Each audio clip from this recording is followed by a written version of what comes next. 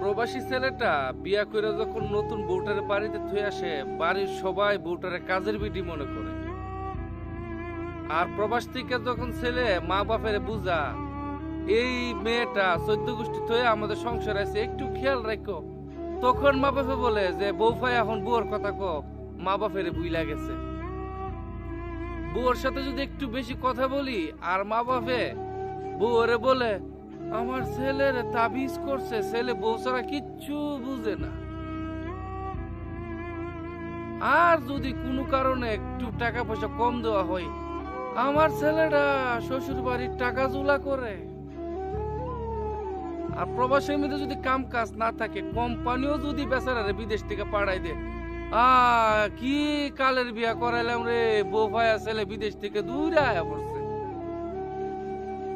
ছেলেটা করবোটা কি ভাই, প্রবাসীটার করুন।